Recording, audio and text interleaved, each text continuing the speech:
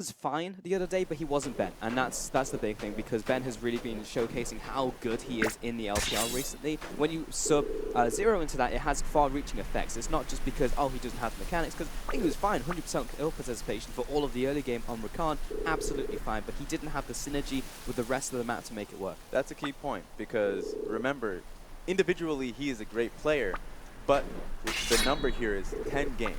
That's all he's played for the entirety of 2017. Spring Split, MSI, competitively, he hasn't been out there for a good amount of time with his team to create that synergy, and that's why you would want to bet. And this is also in a meta where you have supports like Sword Art running around just destroying people on Thresh. This is the hard engaged Thresh, Braum. You know, these are pivotal pieces. EDG have said it themselves that they feel that they're empowered by this meta because it unlocks Mako. So if you have a support who's only played 10 games, who's maybe not hyper comfortable, it does show. Thankfully for Zero, historically his most played support pick is Braum. So if he's going to bring anything out, it's going to be Braum. So we saw yesterday that they want to play the Lucian Braum lane. Maybe that's something they go back to. Mystic is pretty comfortable with the Lucian pick. I'm interested in that. Maybe because I love Lucian, but nonetheless I'm interested in that. Yeah, that 26-minute block interested. But let's look at the other side then. BB and across from Mystic and Zero, do you guys weight this one way or the other? This is automatically going to team bottom lane just because it is Zero, or do you think that Mystic still carries that swagger of the LPL that they have In my opinion, not on mechanics alone. I think that still Zero and Mystic should be able to, if not beat the mountain lane, at least go even and then join the rest of the team. It's never really been the MO of the bottom lane from WWE that they're going to stomp out their lane. Yeah, I think that the main point of focus is going to be Condi playing towards bottom lane, so I think bottom lane, not going to happen. Okay, guys, with that said, we're going to toss it over to the casters, and we're going down under because it's all the Australians. Take it away! Thank you very much, Froskerin, and g'day, Cobbers. I am, of course, Max Alexanderson, joined by Christopher Popper-Smith and Zach Rusky Pie, and yes, 100% Australian, and I think this is the first time it's ever been done international. You'd have to say so, right? I mean, just before we get into this as well, remember that I just caught this, and I'm hoping that when the LMS throw, the LPL can also catch this, because we're not just Australian, we're LPL fans here as well. At least I am surrounded by that's kind of the thing, right? We've stacked the deck with Australians, but not necessarily regional representation the same. You're in the middle. The LPL, they're the ones under the question mark. They come in the 3rd seed. I still feel like they can do it, and that's kind of the weird thing, is I still have faith in the LPL to beat out the LMS today, but that could change quickly, and we have such a surreal first game because you want to say Team WE come in favorites. Certainly seed-wise they do, but yesterday you're going to have to try and write it off and show us a new WE roster because that was questionable. Yeah, it's almost like you've forgotten the J-Team almost perfect game. Oh, I haven't forgotten the blind fate that last play. They're going to throw WE a bone, they're going to ban out the Cog this time, so they don't need to dismantle that, and it's going to be Elise and Thresh to start off the champion slate here, the J-Team versus WE. Kalista Rakan, certainly for Korean teams, was the gold standard of a bot lane, but the moment you start banning further AD carries than Caitlyn, it's so to slip through. In this case, the Rex side for big picks is available at first pick, but some teams look elsewhere, and they're just happy to grab Gragas at first pick for JT. And this is super fair for me, right? Taking it from Condi, but as you mentioned, you have to recognize what can be picked in response to that Gragas being there. The Rek'Sai as a natural pick, if you want to go towards that. Hard farmers in Italy still exist on Summoner's Rift as well. Yep, so Kalista is going to be locked in here, though, for WE. They could go for the Rakan for Zero once again. No need to pick up the jungler just yet, but it is going to be the Braum, and that's what the desk was talking about. Get Zero under that comfort. And I think the desk also, when they're talking about the bot lane matchup, BB and J kind of got a free pass with the Caitlyn lane and their big win over EDG to play the PV, to focus on pushing the lane. Team WE can go lane focused. It's not Kalista Rakan, but it is Kalista Braum. They do have a lot of options in the bot, and also level 1. Fearsome duo at level 1, whether it's in lane or as a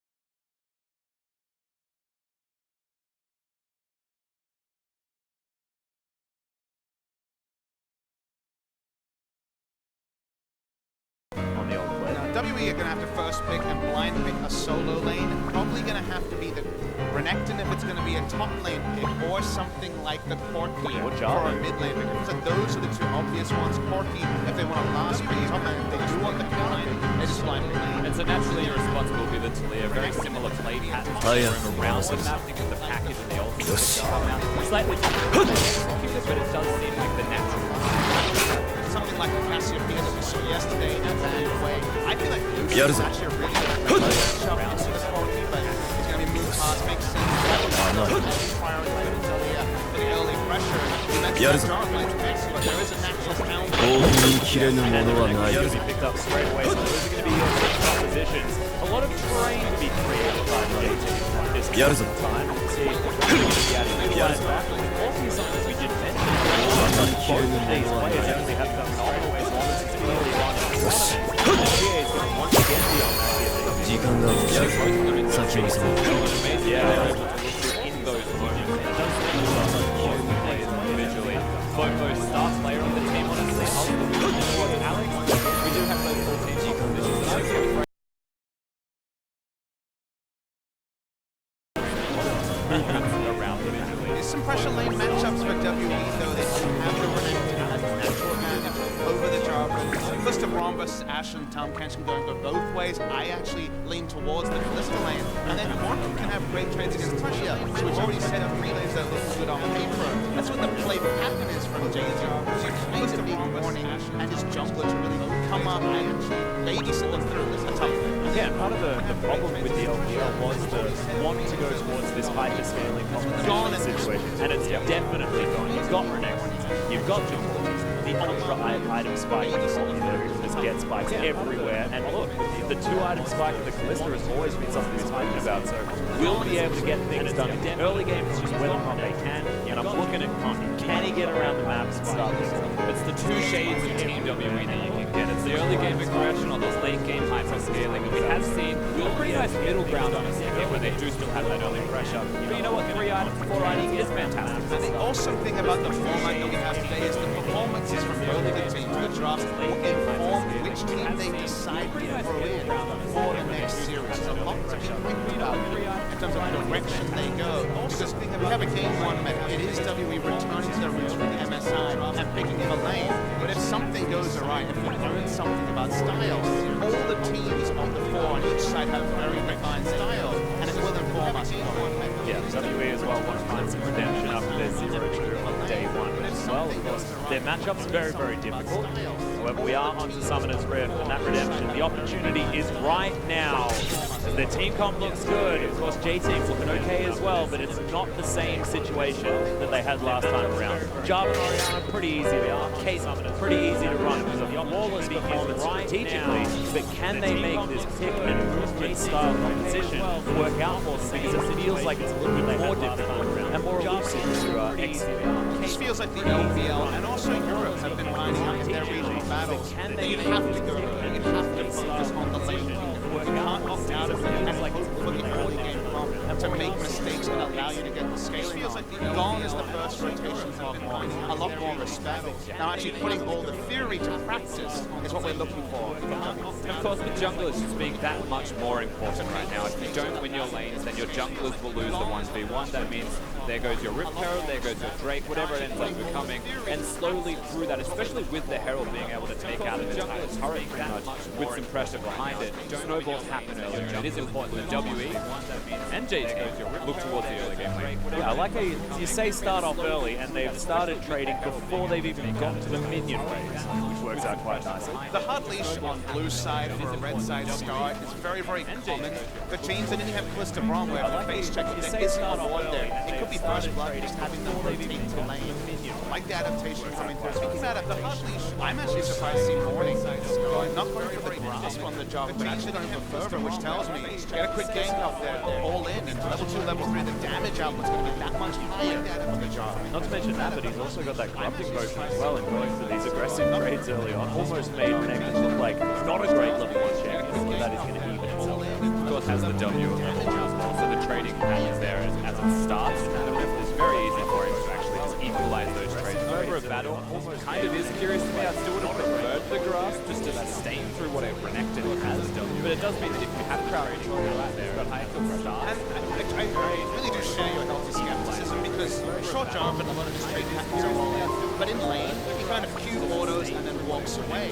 If he evens and aggressively tries to get full value out of Nova, Dominus is probably close to level 6 and you almost always lose the trade. So to me it suggests early game pressure around deep side, otherwise there are better options. Which is actually super curious when you watch Morning's play patterns in these last 2 games he's played. It's super defensive. He went for a Spectre's Cow Renekton trying to not die. He had Fervor that game as well, so maybe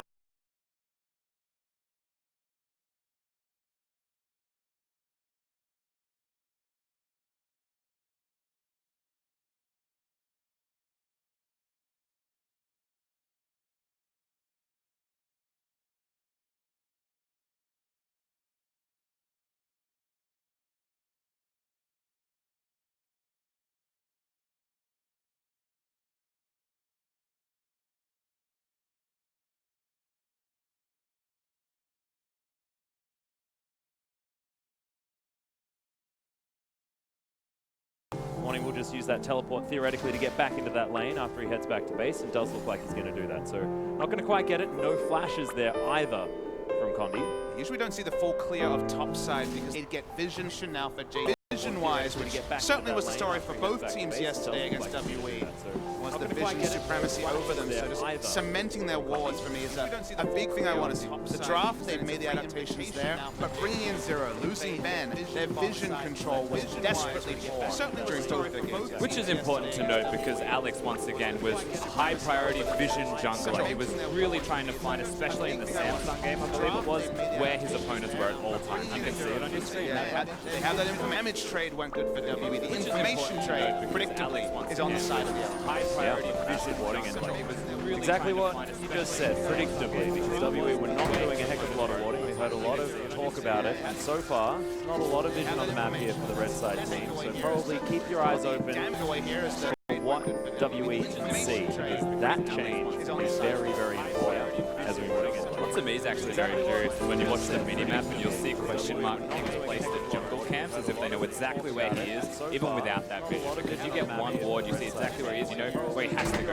There's only a certain amount of camps alive. It's one of the reasons why Ashe has been so high priority ever since standard meta cemented itself as the only way to play League of Legends. Once you get information about one camp, you're allowed to walk in. Spoke about Alex and his vision tendencies. It's not about contesting the camp here, it's much more about complete tabs on Well, they definitely know where he is. They just sort of wait. Ever since standard meta Back. cemented itself. The Gronk available here. He's going to want ward, so the jungle is not necessarily a secret mission for either of them. This Condi's going to walk over and reward himself. Like Mission Impossible version of Secret, I guess. Yeah, no worries. Or impossible to be secret, something like that. As Jay is going to devour his Ashe, spit BB back. So far, this bottom lane is going relatively even. It's only a couple of CS in the lead mission. For a Calista lane to be even with the Ashe, you have to be feeling okay as an Ashe. Yeah. I think the major point that we'll be looking towards is actually around the Lee Sin, who got the experience, the CS advantage. Remember, he had the first ult there that was uncontested. And Alex, yes, you can place the vision, you can find him, but sooner or later, Connie slips through the cracks, gets that one gank off with his level advantage, and even in the 2v2, you then argue towards that. The major Very fast level 6. Lane ward will spot the Lee Sin coming through. That doesn't mean necessarily this particular play is over. Rux on the bottom side of the map, so you're going to be looking towards the enemy blue buff. Too early for a mountain trade start. It could just be the steal. Well, it's all too easy here as well. No knowledge, really, but they are picking him out, so there was a ward near that blue buff.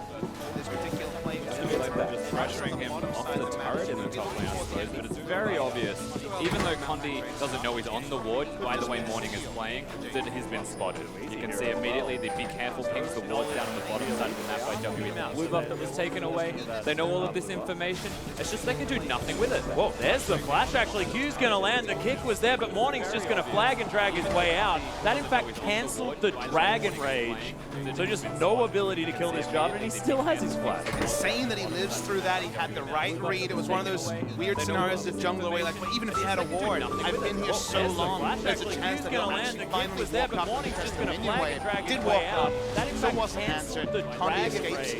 Just a blue buff contest, but WE have enough reinforcements. They should be in trade of blues, and crucially, WE will actually pick up one on their mid lane, whereas Fofo only relies on the lost chance. Equalize that one out. Does have the slightly less good double wings in his back pocket, but it's the Sheen pickup from GA avoiding something like a Hex Trick or something more defensive to start things off. We'll see whether this Trinity Force is going to be in at a good clip. You didn't even go towards the phase part of the Trinity Force for extra health, a bit of extra AD. It's all about weaving through the ultimate as well and getting the auto attacks off. Pay a burst immediately, less consistent damage usually, unless you get something like I think the play pattern of the fact that you can walk up to a Talia, especially when her ground is worked for wave clear, Q auto, and then just disengage. You often do win trades pretty hard as well. That's why I do favor him compared to the Talia, especially in the early lane phase. Trinity Force Spike, I'm sure return and talk about it just a little bit. We have walked through the enemy jungle's work for wave clear. Q auto is going to be spotted here as well. Just disengage. You often do win trades pretty hard as well. Yeah, it's just going to be vision being put down.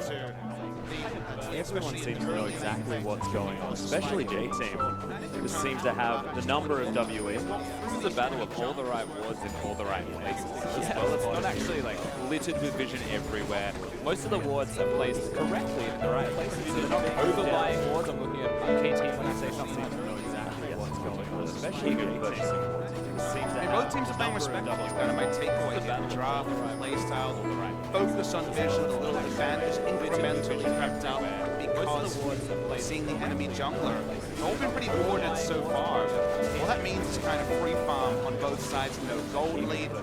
WE, they do have the 1 and 2 item spike advantage with the Poison and the Callista, both excelling in that range. So I'm going to really focus on WE, taking what has definitely been a solid early game and translating that to the mid game in about another 5 minutes. And do they need to do that? Is their composition going to fall off way too much against what J-Team have in their arsenal? Because I'm looking at J-Team's comp and feeling like, well, it's still probably going to be a type of composition that's going to be relatively similar to what WE put together. I mean, I still look at WE's comp and say they'd scale extremely well into the late game. When you've got a Cork in the middle lane, the more items you get, the better you're going to be. And you're a second AD carry, right? The more AD carries you have, naturally you look at a composition and say it's still scaling. There's always going to be that scaling. Even with J-Team, when you look at their 5-man roster, Talia ultimate, Tahm Kench ultimate aren't really damage ults either. So their early spikes at 6 are more meaningful for plays, for objectives, or for turrets. So they are playing it slow and respectful until they get that big ult. Presenting themselves just yet, and so at least being scouted out by Clunky, but not started up at all. Their 5-man Drake, of course, will be something coveted by both teams, especially talking about double AD carries. There's the Abyssal Void, the first one to come in.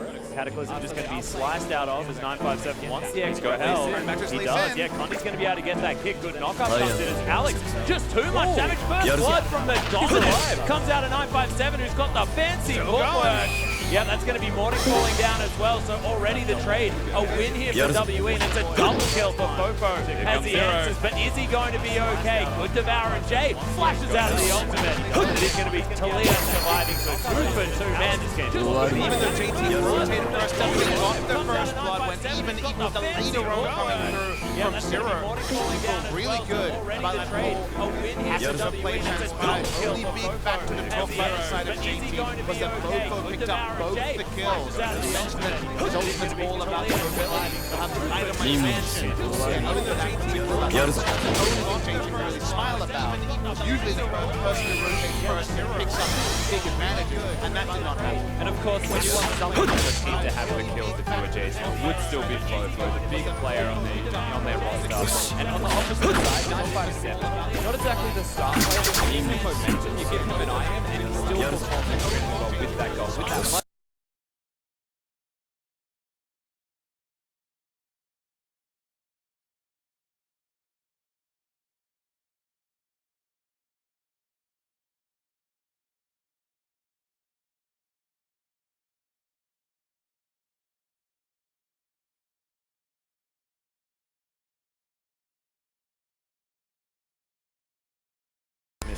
Waiting in the wings, ready to Fate's call this Braum to safety. He says, picks up that blue buff. Now has his soul scream.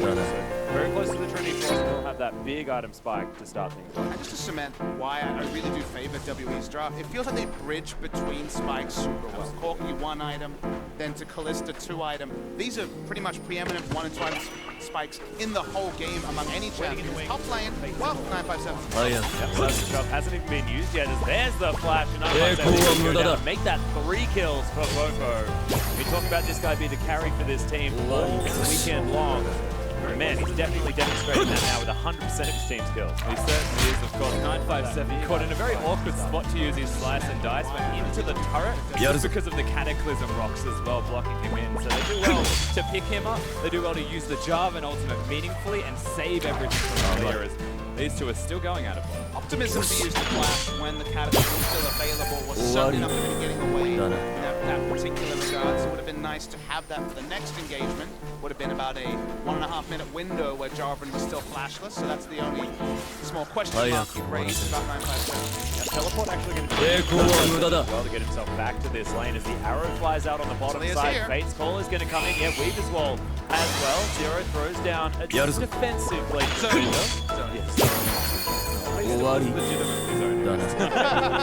It's not like the zoning hemo play. No, not quite the zoning hemo.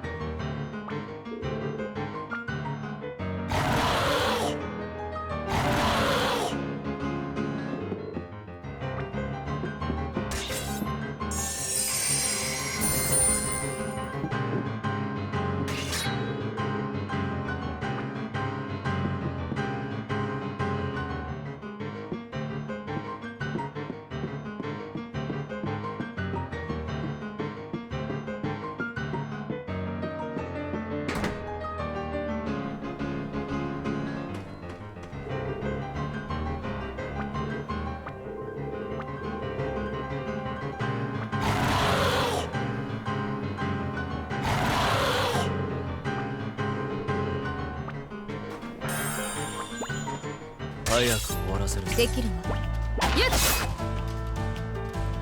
やるぞ。できるわ。やるぞ。終わりだな。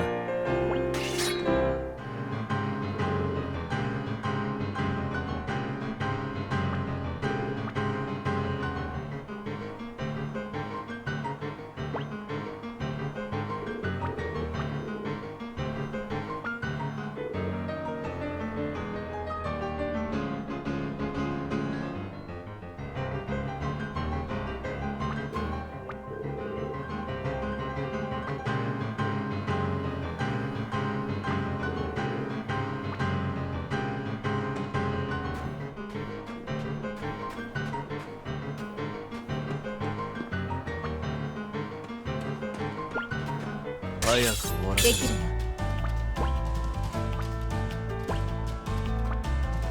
一気に型を捨できるわ。て。よし。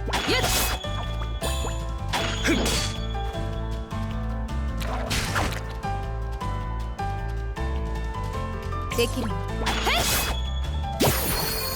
終わりだな。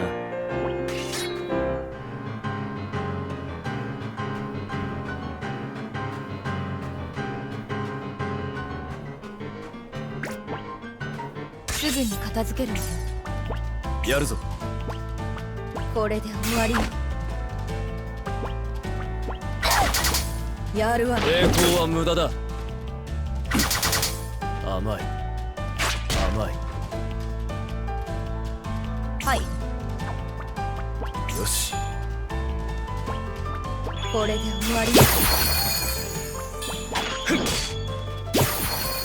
先を急ぎましょう。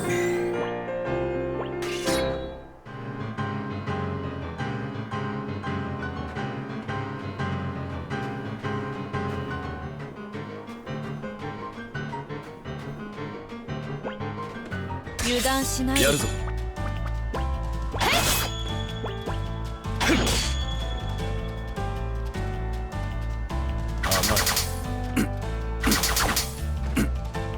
できるわ。よし。終わりだな。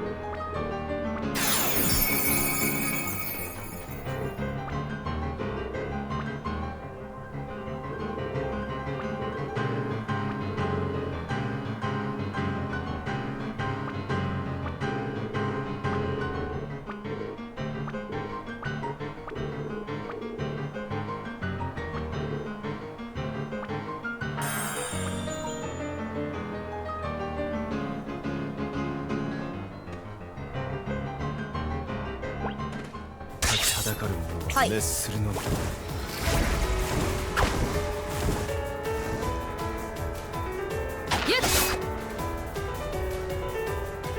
やるぞ。いけるよ。できるよ。行って。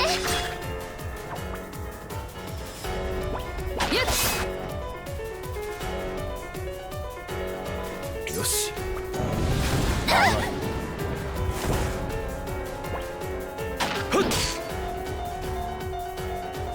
できるわ。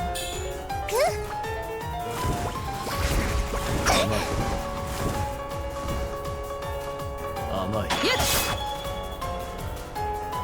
って。よし。はい。これぐらいなら。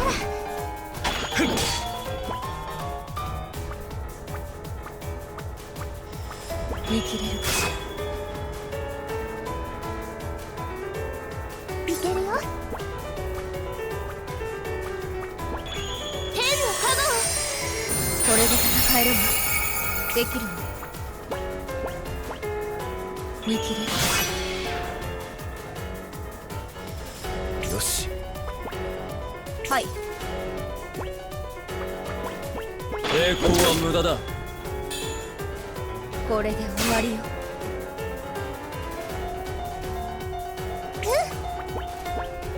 みんなの幸せのために。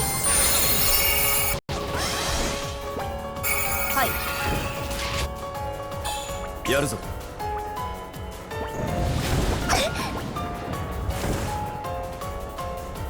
戦いの流れを作る。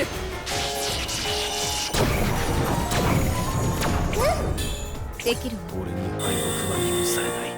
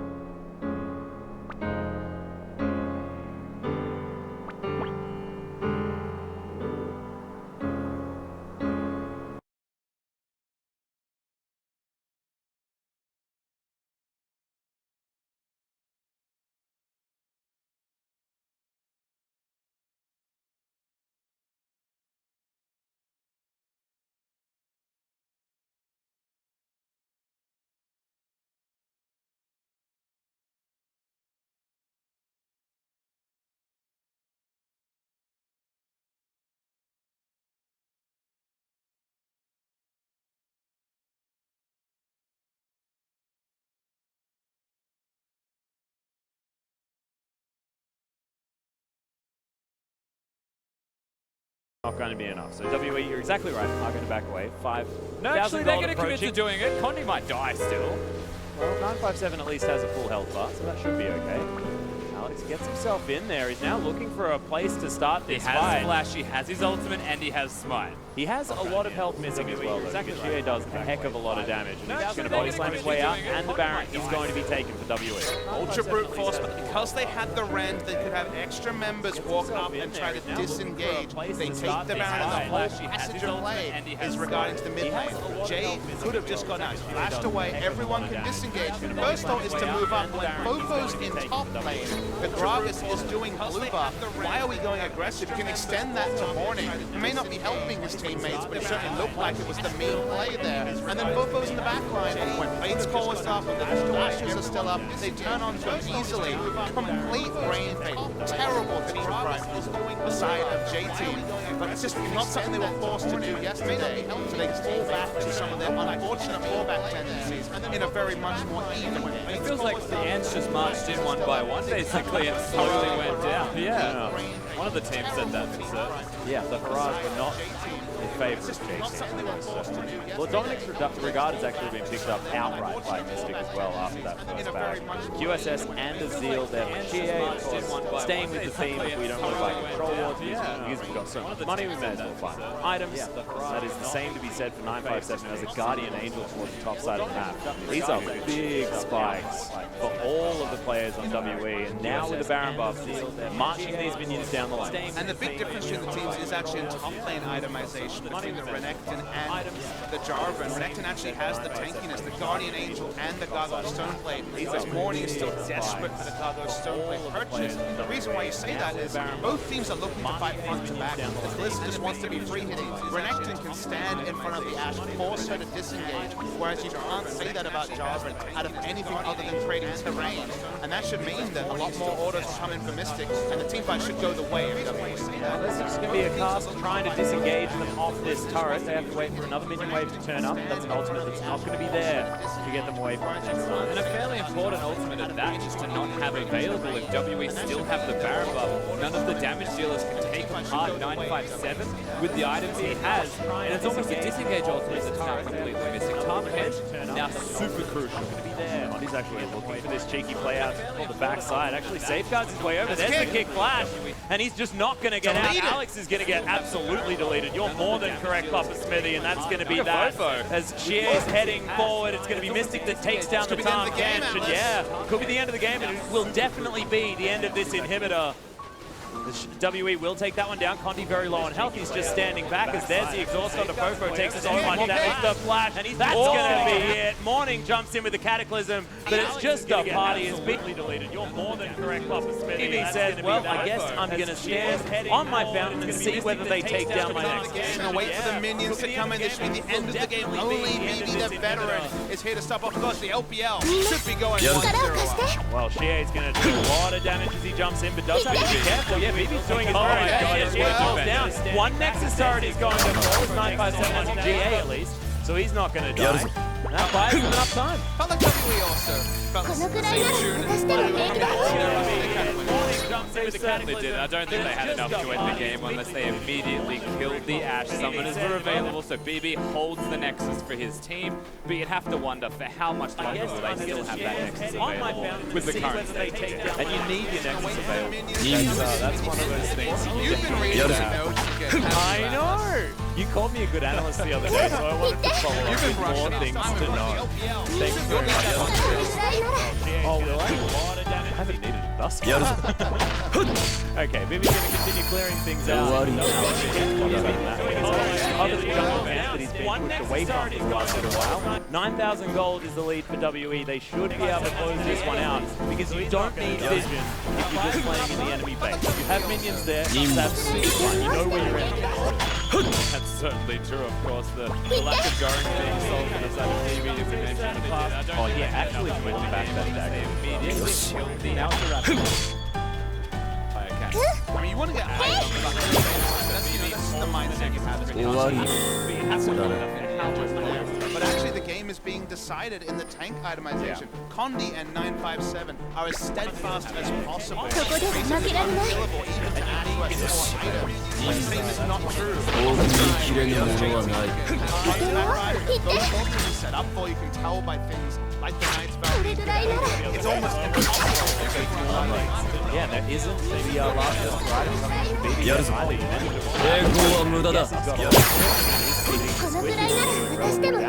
This front line could be even more unfixed. The same thing applies to the mid lane as well. No void stuff to be seen. Honestly, I don't think anything touches 957. He is just far too unkillable. And Conti, with his items that are kind of halfway between tank and especially with magic resistance, doesn't die, but no one does. So they're both in. Yeah, maybe you power through the Randuin's Dead Man's Plate, Lee Sin with no armor penetration, but then the next man's Guardian Age. You have minions there. That's certainly and he definitely does. 957 actually been making some pretty sweet plays, especially around that big game. Somehow being able to kill an Ashe mid-devour is cool. So WWE probably felt the 32 minutes. That part's now gone. A minute and a half till Baron and Elder are both up. Maybe, just maybe, JT certainly not to get to both. So WE, the percentage play, just hold back, put down a couple of control wards. But actually the game is being just set up for objectives that J Team are going to have to heavily overextend just to contest. And you'd feel like with order of priority here as well, with both major objectives spawning at the exact same time, you should be looking towards the back, because then you can just corral the minions in as they are.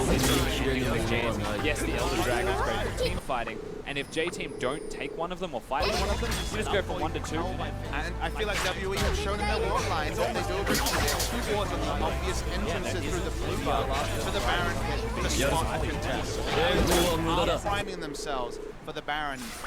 You know, we run them down. Both teams have kind of had the same fallback tendencies. JL's game team fighting and WE's war control have both been relevant. WE have largely stuck that landing, and that's why they find themselves primed to take the first victory. Yeah, and all of these wards are getting cleared out as well inside of JT. The map is getting darker and darker, gentlemen. We're now moving towards where that Elder Drake is. I like setting up vision and then taking the other buff because you can utilize yourself. Maybe Glista might just solo Dead Man's It's Plate. true. She's looking for it, that's for certain. It's going to get mad. He's going to stick some sticks in the big dragon. Blue side, they can at least try to get some vision. JT need to make a decision and make it soon. They don't see Lee Sin, doesn't show himself. They have to look for something. You can see the movement. If they don't fight now, they just lose the game by the Oh, BB's taking so much damage. No arrow is going to connect. The Zero's there with the Unbreakable. And all too easily, the Elder Drake is going to be taken by WE. You feel like rinse and repeat, head towards the Baron buff with double Mountain Drake Elder and just evaporated in a couple of hits, and then the game's over. Yeah, the damage from Elder just makes your Baron take with 2 Mountain Drakes so much faster. You saw already a defensive flash from a Gragas, a heal from an Ashe. There's no world where they actually walk up and contest the Baron. Yep, WE get both. Is that a Baron or a Gromp, gentlemen? It feels like a Gromp, I'll say that much. The purple worm is completely shredded, and now J-Team are pretty much in their own version of hell because there's nothing that they can do besides fight immediately, or they will slow without a paddle? I mean, you could say that. It's definitely accurate. I mean, I think they're only making a temporary visit to hell because the fight won't be long enough for them to burn and rot there. They will die instantly to all the damage coming through from the side of WE. They're going to push up their waves. That's apparently part of the checklist earlier today. They are so primed to finish this game. It's unfathomable that they don't for the Baron. That's always a dangerous thing to say, Papa Smithy, but I think you're right. At all, Atlas. You cannot. There's no fathoms left this time around. Well, J-Team is still trying their best to try and push things out. At least their inhibitor has respawned. But now they're setting up the death bush. Oh, that seismic shop is close. Not going to be able to scoop the whoop the guy back in. I'm glad to use that one. Yeah, I've been waiting for an opportunity. Yeah. I have to admit, I don't really like it when you prepare one, but that one, we had a discussion on it. I like how we have getting darker and darker. Now moving towards where that Elder I don't actually do it beforehand most of the time. The best ones are the ones that you say halfway into a team fight, and then taking the other one where you've been like piercing the middle. Lister might just solve us. I think we might get a lit team fight in just a few seconds. I'm excited for it. Segue. Come on, WE. Start initiating. We're ready. Well, they've got the free inhibitor to take top lane. I think they just wanted 2 waves of minions crashing at once. This is the inhib they can fight for. It's also the inhib Fofo said we're probably going to fight for. Yep, Weave as well is going to come in as now Condi's actually going for a fight, loses half of his health bar and he's knocked back. Condi gets a shield and he's going to survive for the moment. Good devour. Gets BB out of there for 957. You mentioned unkillable. And it looks exactly like that. Alex is eliminated. Fofo somehow died on the other side there. And the BB what was that? Here comes the big one. Ready? Okay, Shea, that's a lot of damage, buddy, as BB makes it back to the fountain, but that's not where he wants to be because the Nexus is being focused. WE are going to get the redemption here against the J-Team and against the LMS after yesterday and bring at least themselves to 1 and 2 so far this tournament. And the LPL bring themselves up in this best of 5 to 1 and 0 Atlas. They've actually got some redemption here for at least WE, potentially for the whole region. And I love the fact that we can come back to the draft and say, what did WE do? They adjusted their scaling, they went for lane focus. In some ways, they won the draft. In other ways, it was pretty even. But an even draft compared to what we saw yesterday from EG allowed the game to be competitive long enough for J-Team to make that mistake that they're known for, to make the team fight misconceptualization and actually go in for a fight they couldn't win, snowball it further with Fofo coming in later. And from there, WE made the right calls, closed the game, returned to the team fight that they've been known for in the past, and played a good series. Yeah, and who was the international superstar for WE? 957 was definitely that guy when we saw him on the world stage. He was performing here today as well. That Renekton looked absolutely fantastic. Killing Ashes left, right, and center and becoming an absolute beast towards the late game. This is the WE we wanted to see, and this is exactly the right day for them to show up. Yeah, exactly. You can ask for more for them in the semi-finals. Day 1 and 2, it's nice to warm up, but this time around. Well, JT, we had a warm-up. Are we believing in China? Don't want to say yes because I know every time I say yes, close. Yes. All right, we're believing in China, but let's see whether our desk of LPL representatives are also believing in China. Don't jinx us, guys. That said, it was a good starting point, at least for Team WE. Are you guys in agreement with Papa Smithy in terms of draft? Was this just across the board better for Team WE? Well, it's not the win we deserved, but it's the one we needed. It did start at the draft, Raz. Start off for me. Yeah, it felt like 957 just went up and drafted me. Asked, what do you want? I'm friends. He just went straight towards the Renekton pick. He decided that he was going to go Renekton. He's only picked that twice in the LPL. He's gone towards the Jarvan. He's gone towards the Shen. And I did not want to see a scaling competition coming out. They had proper scaling. That's fair. They had Kalista, Braum, and Corki. But they still had lane dominance. So when WE was falling behind, they were like, we'll still play towards the cross. And 957 was still going to be able to hold his torch. Yeah, Wave as well is going to come in as now Connie's actually going for a fight. Loses half of his health bar. He's off back. Connie gets a shield and he's going to survive for the moment. Good development. Gets maybe out of that 957. You don't kill him. Exactly like that. Alex is eliminated. Yeah, I was really happy to see it. I mean, even on the Gragas, he was trying to go for it. He had the 2 kills. He was like, I'm going to go for the Kekos this game. But it's just not the same as going for the Lee Sin. All the plays he was taking, flash kicks, all over the map. So it was just night and day seeing me very nice to see. On the flip side, though, JT, I still like their composition. Both of them get his hands on surprise to Leah, and I'm like, alright. And then the rest of the map, I was like, this is a good composition for them. Though we did start to bring at least themselves. I think this is the best one. The LPL bring themselves up in this best of error, not so much error, but but Dragon is good in the body smash. And he had both of them so well fun games. He was doing so much damage. He actually went towards a Ravenous. I think at that point you do want to go towards something like a Rylai's Crystal Scepter, the Zonia, or a Vanderbilt. Anything that gives you any bit of safety in dealing with it. Well, it's not considering too much from Fofo. He was 5-1 in about 15 minutes. But I want to start early. And JT's vision in this one, just how much information that they're having to set this play. 10 minutes into the game, there were like 4 to 5 instances for J Team where they just knew where Condi was. Losing his move up because they had a ward This was another instance where they just jumped right on top of him. 957 was just taking so much hurt.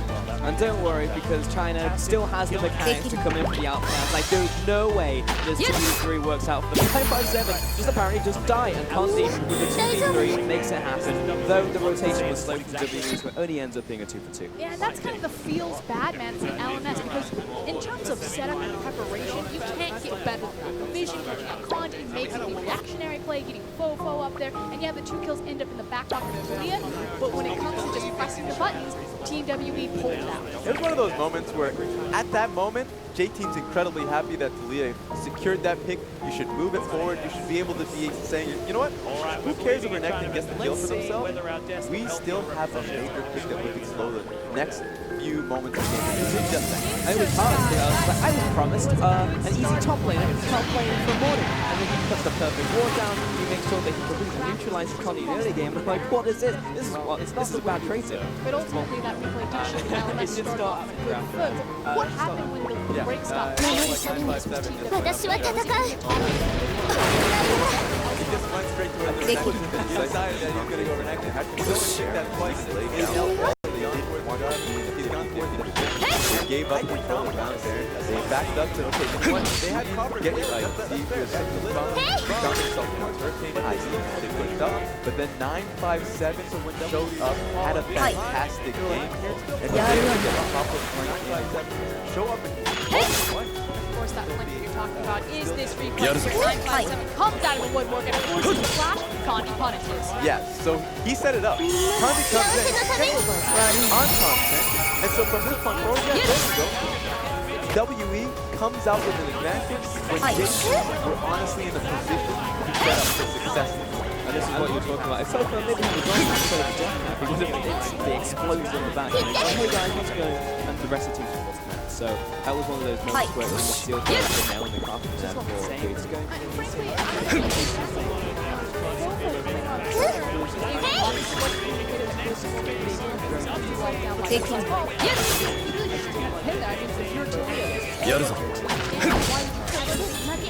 I think It's one of the odd ones in the past for whatever reason they lost the kill and you have to do something.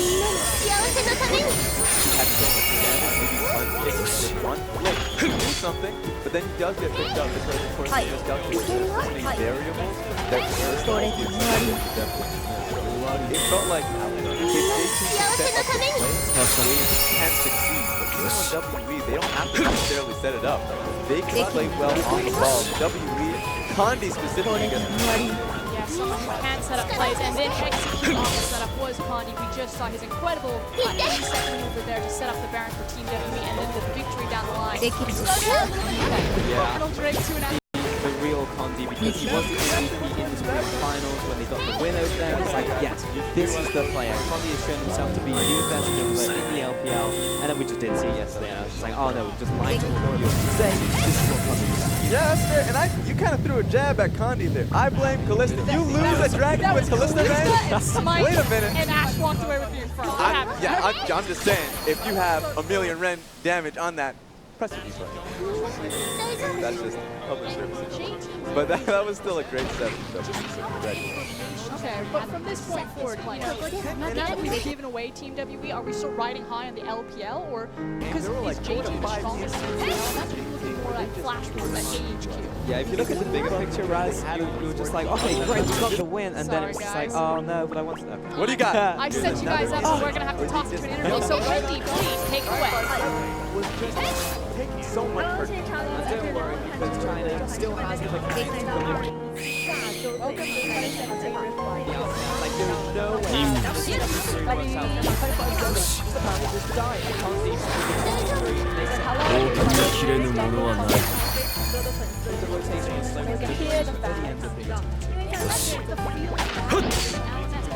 From yesterday's やるぞ終わりだな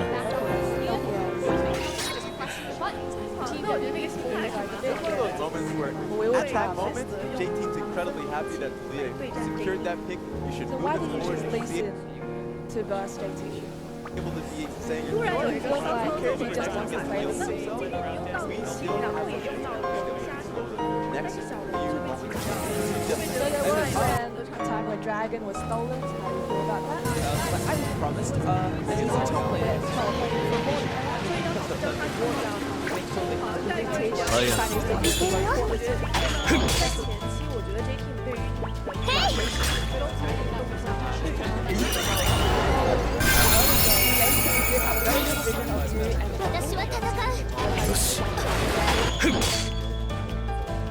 I did see that Graves kind of and every time I go to touch one,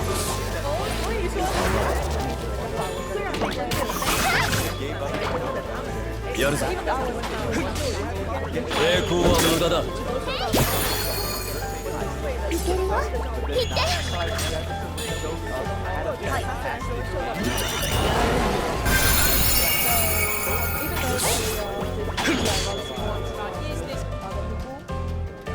いけるよみんな大丈夫 Yeah, so he set it up. Condi comes in on top. And so from this point forward, WE comes out with an advantage. We did say that Condi did have a shoulder injury. He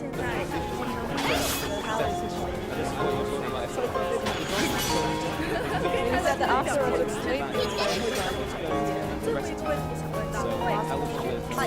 can give win a very easy first. What do you want to say to other The other thing is show off the skills. So let's hope that your team will show them what 对决将会是谁呢？就是 LL 赛区的闪电狼，以及 LL 赛区的蓝黑让我们一同期待 LPL's OMG. Thank you so much, Wendy and Condi there. You heard it from the host. It's going to be the Brawlers up next. LPL struck back, but Black Wolf versus OMG right after this.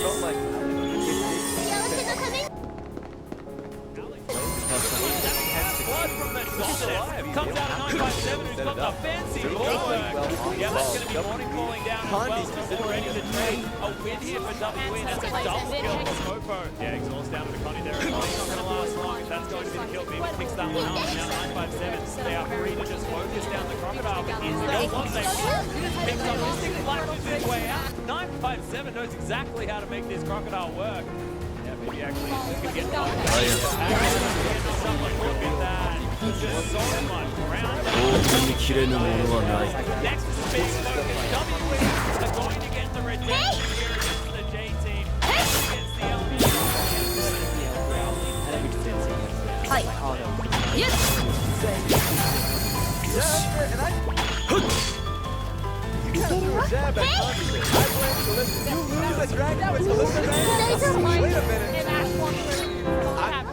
I'm just saying, if you have a million rend damage on that, press it. That's just but that was still a great set.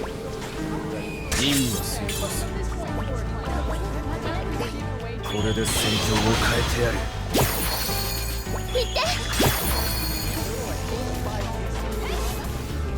はい。イエス。よし。先を急ぎましょう。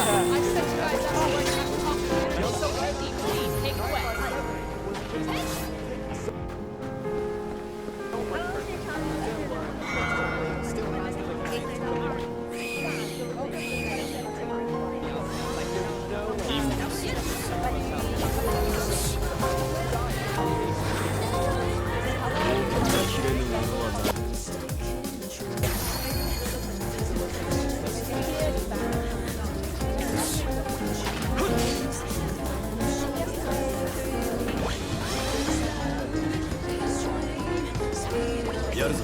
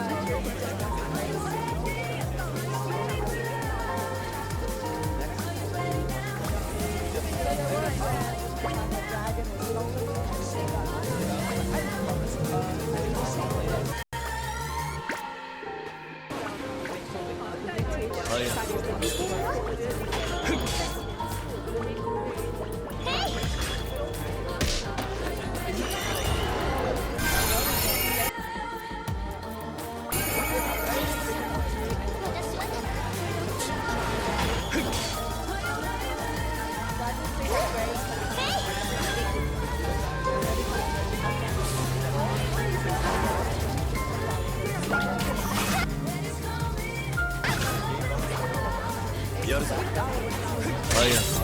はい。よし。このくらいなら私でも平気だよ。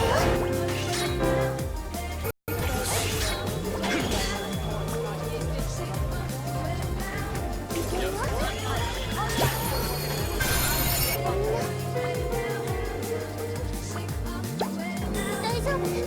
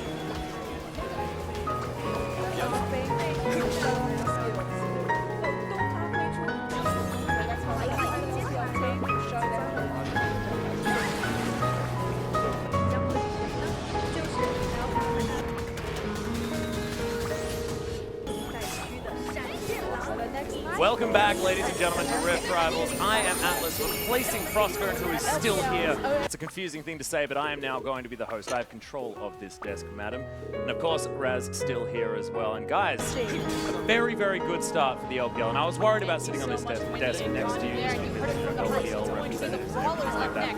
Breathe easy, because it's all going to be okay. Yeah, I'm more surprised that I have two hosts behind beside me. Wait a minute.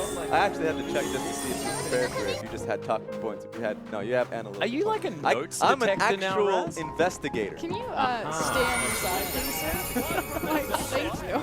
No, these are actual notes here. I'm ready to be an analyst. I'm ready to be an That's absolutely fantastic. So let's start the conversation about Flash Wolves versus OMG. Because theoretically, on paper, this looks awkward, right? First versus fourth. OMG have had a decent season. However, this performance so far at this tournament has been less than stellar. I mean, this is best case scenario, in my opinion. I want to burn on fourth place seed on the best representative of the LMS. The only way that this possibly could get better is if you see WB versus Flash Wolves. So the last time, so I'm pretty fine right now. Yeah, this should be the comeback for LMS to be able to take this one. It should seem free. That's why we're kind of unsure about it. Because OMG, you already said it. That they can come out hot, that they should be the second best in such an amazing record, but their drafting has been a bit of a drafting block. Learn how to draft teams, but that's one of those moments that this would be an upset. I suppose Flash Wolves is still very good. I mean, with all the LTLs we're talking about in the prepackaged video, that they want to face or they want to match the expectations that they set coming into this tournament instead of falling back. And if OMG can scrape that ceiling that we know it is for them, then this could be an incredibly exciting match. I would love to see them go toe-to-toe with the Flash Wolves. I would love to feel like we could possibly take this one. But if we can get yesterday, Speaking of seeing the teams, let's have a look at the lineups now. OMG, not necessarily looking as fantastic, but it's still going to be the same players. Xian, Jekov, Icon, SMLZ, and 5 going to be Griffin. I'm looking at 5. I really want to see that Rakan. And across from them is going to be the Flash. It's MMD in the top lane, Carson in the jungle, Maple in mid, Betty and Sword Art in AD carry and support. And I know you want to look towards the support position because it's pretty hot with Sword Art versus 5. But Betty versus SMLZ. Betty's been performing so well in the LMS. SMLZ showcasing that he can the best AD carry in the LPL. So that already, I'm pretty excited. Bottom lane's going to be a hot one. My big concern is going back to OMG's draft, how it will impact that bottom lane. So OMG on blue side this time, on blue side of the entire tournament, and the big glaring thing already out of the gate is that they ban Zach every single blue side. And that gives the enemy team on red just a free contract to continue to narrow down that team. Yeah, Caitlyn, SMLZ's never going to get it. It's been permaban, gotten through one time this tournament. But the Kog'Maw is also being banned and taken away. Stop banning Zach. Jacob can play it. So leave it open. Don't give them the free Kog'Maw ban away from your prized ADCs. But if you're talking about prized ADCs, it's honestly been a Kalista-based tournament. We've seen her lose once so far, something like that. She's been picked all the time, and it's looked fantastic. We saw Mystic just manage a phenomenal performance in our first game. Is that going to be a hot pick? I would rather it be banned over the Zach in this instance. I think that's frankly, he doesn't play it. Big Caitlyn proponent, but Mystic, yeah, I'm sure if he reached for it, he could grab it and do well on it, but it's not his go-to pick, whereas Betty looks phenomenal. What I love about this is the Xayah pick going towards SMLZ. He's actually playing strong Xayah play. Meanwhile, Betty coming out with strong Kalista play. And the support that works so well for both of those. I know why you're nodding at me. Rakan.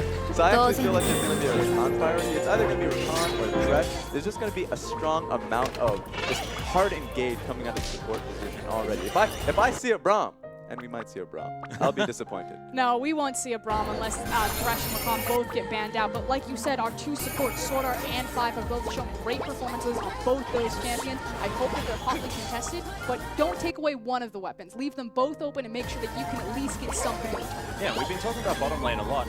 Talking about throwing bans at bottom lane a heck of a lot as well. Is this a game that we're expecting to see one of these hotly contested picks like the Zach, like the Galio, or something like that, sneak through? And are both of these teams going to be able to utilize it? Yeah, maybe. I think the Galio Maybe. Yeah, maybe. Maybe, because Galio did showcase like friends WWE pick it up for themselves, and we saw the pick that's very much available and could happen. I do think that with OMG looking Diego's early game play, even if he picks up a strong early game from like Elite, I think Elite could be successful. Naturally, Michael Carson showcased that he is much stronger in his early game, but he has more command of his side and naked lane. Regardless of what he's going to be able to command to get the best advantage with Diego's ball. This is the one time I'm going to throw away my guys. It doesn't happen often, but I'm going to say Carson has his hands down. I don't care what that matchup is, what champions go either way. Diego would have to get Zach and first blood in 2 minutes. He'd be able to keep up with Carson. He's brand new to LPL. He's played, what, 4 weeks with the team now? 5? Yeah, about 4 weeks. And he's against one of the best junglers in the world. I think Icon and Jaco, the best thing that they can do is not go hoping for 2v2 against Maple Carson.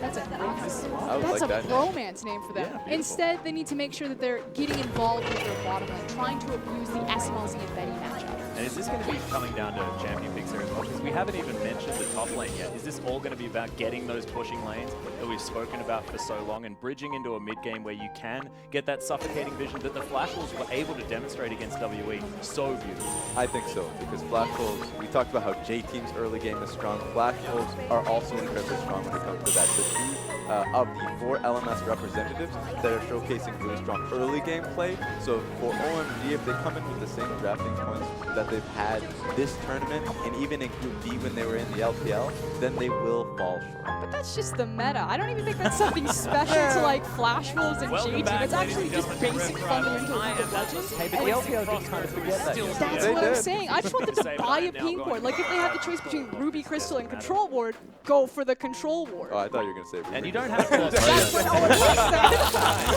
said. Very been in the LPL. I'm worried about some of the getting next year. The thing is, like, you don't have to say he's gone messed up and not big enough for it. It's not like he's 0 who's only played 10 games. 5 is definitely a player that can provide that. Icon's definitely not the problem here. Like, yes, OMG's drafts go sideways, but Icon constantly being so, what's the word I'm going to use? Arrogant? Confident. I like the positive word. Yes, being confident, showing his We'll see whether he can do that, but for now, let's get into the game. Let's throw it over our cast. So let's start the conversation. Thank you so much, Atlas. I've taken over the caster desk, and I'm pretty excited about this one because I feel like OMG, they're a team that's going to run at you, and against Flash Wolves, the #1 seed, they could very well take this. I'm not sure how to feel about this one, Papa Smithy. I know it's exciting. It's 4th seed against 1st seed, and when you look at OMG in the domestic leagues, maybe they're not our 4th team overall, but what we've seen of them is still enough to leave you just a little bit concerned. Pulse, I know you're holding a koala, but you can put it down. Come on. Oh no, I've taken them hostage. You're trying to take over the Australian spot. I tried to dilute it a little bit because it's like a little Australian over here, and all great villains are all British after all, right? So I've just got to steal them away. Super villain. I just need a chair now. This should be the comeback line, but no, I'm feeling pretty good. I think that OMG, really good chance for them to take this. Of course, it's a chance that these get blasted out. As the answer is saying, like, Because I sit back and watch OMG, they have been dominating in their own region, and Rusty, I look at them and like, what is OMG? Because sometimes they just throw in the hyper carries first, sometimes I wonder, so much time after the 2 matches in the first day, what have they really made of the meta of this tournament? You always say tournament meta. Where did OMG sit in 7-12 League of Legends? I love the Callista ban because that has been the superstar. Well, I think that's the best place to kick this one off because so far, so good for OMG, but their drafts have always been a place where they can get exposed. Works domestically, does not work internationally. You could say the same thing about the whole team, depending on what the result is here. If they go 1 and 2, the crews will definitely be there even if they come into Worlds. Last ban, you fill it in, it is the Zach. A lot available. Could just be the release. You'd have to feel that could be the case here, Papa. No, just kidding. We're back to Win it down, lock in the Cogmore, classic SMLZ. Very happy that he's going to be piloting this pick. But yeah, I mean, what can we say? That's a classic LPL. So, I mean, the first 2 games that OMG have played in this tournament, Cogmore was banned from him every single time. They don't ban away the Zac or the Galio on blue side. They do leave that to the Flashes to get rid of. They choose the Caitlyn, so smarter stuff in that respect. But they'll still first pick the Cogmore and just leave us wondering why. And kind of, I looked at the Flash Flash Wolves It's draft, MMD in the top where they lane. were Carson early in the picking jungle, MMD Cable on in Fiora. mid, Remember the Benny one and with Sora MMD on in Fiora, mid. despite Yeah. him being And I know you known wanna as a look tank towards role this. player. Was that about the Fiora split push? No, it was about the pressure drawn by the Fiora as they were able to overtake the vision game of Betty WE. And versus Flash Wolves kind of do the math and they say, okay, Rumble's ban will just opt into the Renekton for lane pressure. It also is the Korean favorite, the Renekton Elise. A lot of top lane focus potentially coming through here, and I wonder where Xian, who normally is on the defensive side of the coin, what he'll make of this first round. At the same time, there is still a Rek'Sai available, and OMG wants to lock that in now before we get to the next phase of bans. Otherwise, they have to feel that Flash Wolves would take that one away. Lulu's going to get locked in very early. Lee Sin's still available if Jericho wants it, but we've already got the shield setup going for SMLZ in the bot lane. And Lee Sin adds that little bit extra flavor in protecting the top more or disengaging as well as to the red side, who's more about the vision control and neutral objective, so it is an option. But do Flash Wolves just cement an early game comp? Or do they go, okay, crap, they've got Kog'Maw and Lulu, we know what those things do. Matches. Do you start taking away things like Orianna? I mean, the talkie definitely sent that through, but there was a potential. If we saw something here drafted from OMG that wasn't a mid laner, you could see an Orianna draft and start banning things like Karma. Already feels like OMG, they have a strong duo for the Kog'Maw to excel, but they have the quality as well, so the double AD and more about the turret pressure than necessarily a full-on protection. And again, we mentioned this in the last game, Corki really good bridging moments to help actually alleviate some pressure, maybe get that Focused on the Corki, Kog'Maw over here. Kog'Maw 3 items goodbye. Exactly. Yeah, it's a possibility. At the same time, maybe we'll lock into Leia for himself down to the second phase of bans, and that means that no jungler got locked in for OMG just yet, so we could see a couple of bans playing Jericho's way, of course, Lee Sin and Rek'Sai available for him. Other option is to protect Renekton a little bit. You could see something like Lin ban, just try and start protecting, but they will actually go the junglers nonetheless, banning away the Rek'Sai. A controlled jungler to give information to allow scaling to happen makes some sense. Awkward that it's on OMG's side, given how good Five was on Rakan. There's no Rakan going to be coming through. You've actually got to wonder what the second ban from the Flash Wolves will be. If they get rid of the Rek'Sai, are they still concerned with other junglers, or is it just because Rek'Sai is the answer into Elise specifically? I feel like the role of banning may shift here. But no, I'll be disappointed. Actually, double bans towards the jungle. They just want to remove the shield cup from his hands, taking away that even as well from Jericho. Then they're still kind of giving over Gragas that does fit very well when it comes to disengage and engage around the Kog'Maw. So I don't feel like they got the maximum value out of Vantage specifically around the jungle role. They could have just tried to provide some protection from MMD. The Kled, for example, would have been an obvious one, but instead went completely around there. So curious to see where Flash Wolves want to go in the next round. The Ezreal would be an old one, but not going to be seen here. Maybe, because Galio did multiple bans aimed at Sword Art as well. That was a Rakan and a Braum to round the bans there from OMG. So I feel like those are a little bit more impactful, certainly. Flash Wolves to get their things in and out of AD carry pool. And their support, they want to lock it in right now.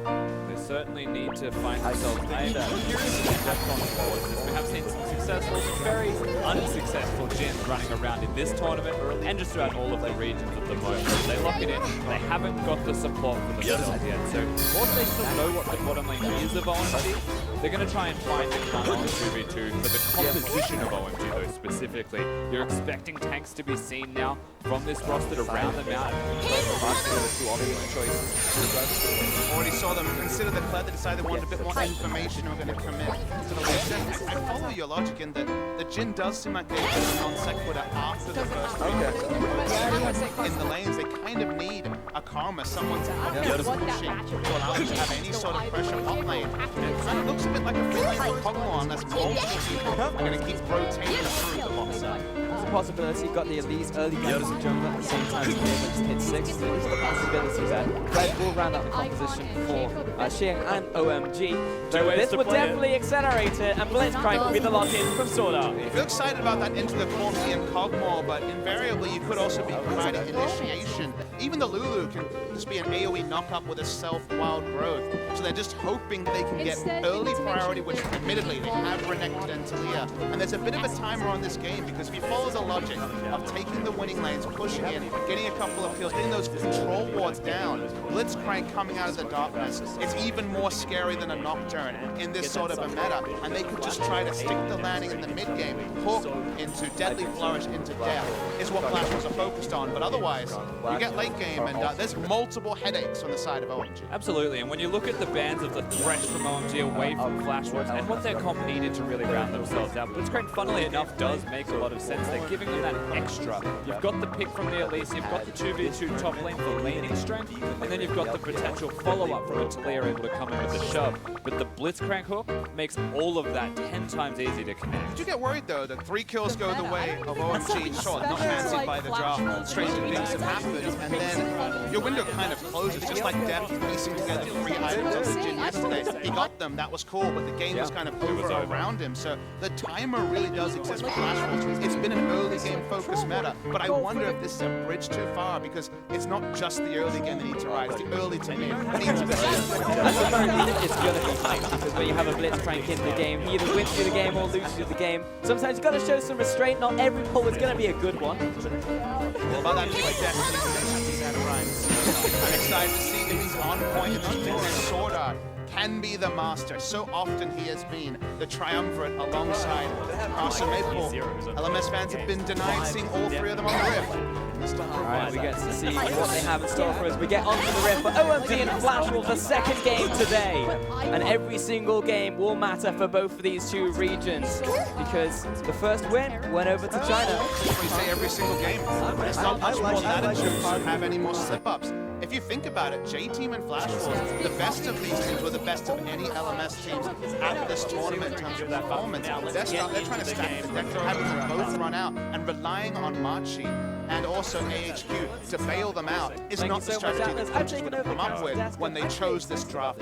I mean, this basically has to be a Flash Wolves win right here. When you send out your first seed against that 4th seed in from China, you're expecting results. I mean, 100% that's the expectation, yet at the same time we can talk about the seedings, we can talk about the potential strength. We know that the LPL is really hard to tell because they're in 2 different groups. OMG were undefeated in their own groups. Are they really 4th seed, or was that just a sprint split? We know that Maple Casa and MMD have so much early priority with the 3 champions they have. We've seen level 2 Talia roam and Elise Renekton. When the CC's come in, death ensues. There still is a lot going on for Flash Wolves in the early game. It's just that awkward spot where it's like, I know you have the strong draft, but you need to land. You need to get to the maximum. Otherwise, you start getting headaches. Look up more. People have PTSD about this duo for years, given its competitive viability.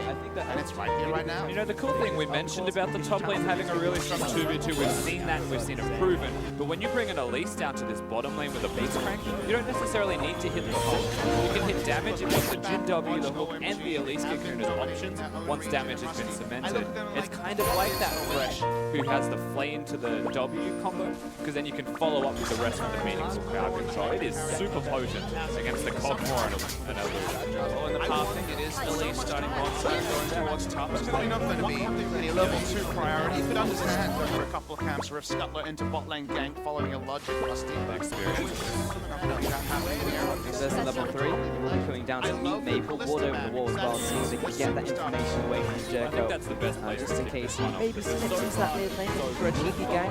Got Icon on the right foot, but it will be Carter taking away that grab, getting into the jungle, again spotted by a nice ward there from Jericho. Oh, the hook lands! It's good onto 5 lockdown as well, but apart from that, Betty will want to back away from here, has burnt the 4th shot, and SMLZ puts down the hook. It's actually a pretty good trade for Flash Wolves, even though Betty loses more health to the other side, because he is going to boots build. He has 4 potions, not this big potion in this game, so it's a very low agility. SMLZ jumps back on the guard, into the single pot. He does come to regen, SMLZ has to be that much more. I mean, what can we say? And also landing the early game hooks gives you a bit of confidence for the God Hands to strike through late into the game. I'm a big fan of missing the early game, but then get false sense of security as well. He dodged something. Big wave for that. Still, even though it's late, 22 CR has. To be expected though, go back into the mid lane now. Just laning out like very even CS and MMG. Again, playing these deep walls and you're literally lighting the top side of the map up. And you know, one thing we saw earlier, as Jericho's looking towards the bottom lane, it all relates towards that vision. Is the Lee Sin path from top to bottom, starting with the blue warding out the elite flash walls. They put effort into finding him if he was looking to create the red buff from there. So kind of both aware of each other, as Jericho is now nicely trying to corral these minions into the turret to let a reset at the same time. Still, Rek'Sai available at home. MMD can stab glorious time. Top lane double ward, 100% certain. You know, Pesky Lee Sin's going to be in lane, so we'll continue pushing away. First buy here from Pulsar does reveal some insight into what's going on. I wonder what he's going to do in the early game. Powerful. That's usually a snowball item as well, so it's hard to actually Oh, it's Blitzcrank.